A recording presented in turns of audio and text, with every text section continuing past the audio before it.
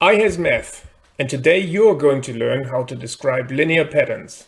There is a spoiler right away. Linear means we will get a line graph later on. You have probably done this before, but you may need some practice. We start off with a number pattern of sorts. I'm going to use matchsticks today, but don't try this at home, fire safety. We're going to count the matchsticks in each pattern, chuck the numbers in a table, use the coordinates from the table and draw a graph, also use the table to come up with an equation, and finally use the graph and/or the equation to answer questions like how many matchsticks are there in pattern number 1000, or which pattern will have 337 matchsticks. So, let's do this!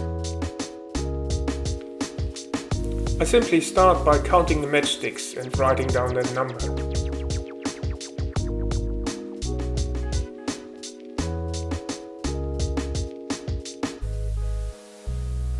You can already see that the number always goes up in threes.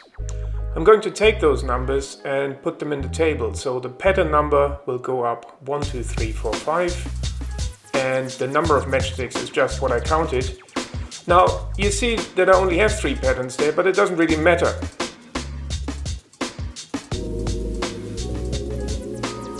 By recognizing that we always go up by 3, I can just simply follow that pattern. You can see that the 3 matchsticks on the right are the ones that come in addition to the old patterns, and that's where that plus 3 comes from. So, I can just simply extend my number pattern.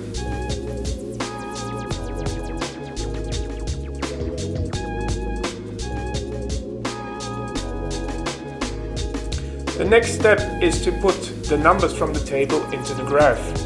Normally we've got an x and a y coordinate, but in this context we've got, instead of the x, we've got n, the number of the pattern, and we've got an m for the number of matchsticks, so I'm going to use these letters in my graph instead.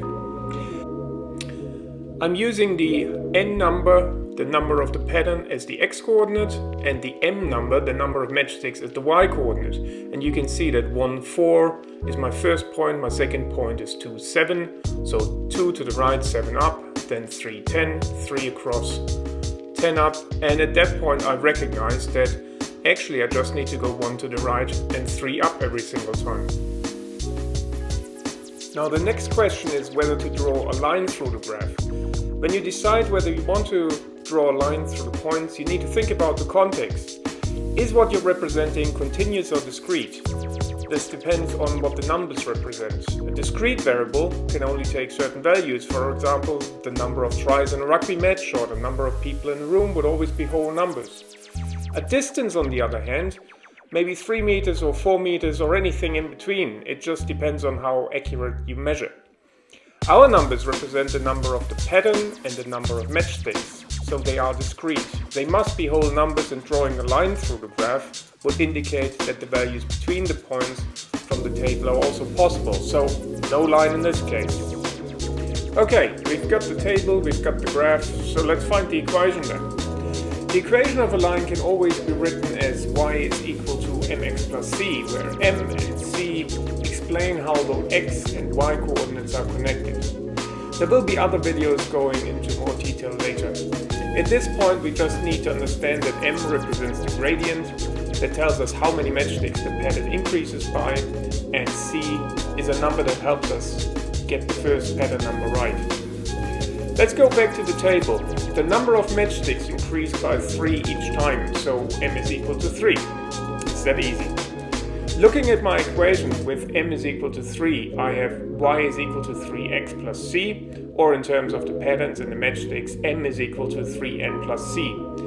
Let's try this with pattern number 1, which has 4 matchsticks. So 4 is equal to 3 times 1 plus c. c must be 1, and the equation is m is equal to 3n plus 1. That was the hardest bit actually, and it takes some practice to get this right. Finally, we want to use the table, graph, or the equation to answer some questions. If you wanted to know how many matchsticks there were in the 10th pattern, you could just continue the pattern in the table or in the graph and go up. But if you want to know how many there are in pattern number 1000, I'm actually better off using the equation. Just use 1000 for n, and you will get m is equal to 3 times 1000 plus 1. Chuck it in a calculator, you get 3001 matchsticks. So really, feel free to use your calculator for this kind of stuff. If you want to know which pattern has 337 matchsticks, I chucked 337 in for m, so I got 337 is equal to 3 times n plus 1. You can either use the solver in the graphics calculator to do this, or do some very simple algebra. Take 1 away on both sides, divide by 3, you get 112. It's pattern number 112, and no surprise, you would expect some kind of emergency with that many matchsticks.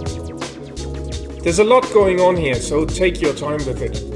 Go back to the start of the video and pause it.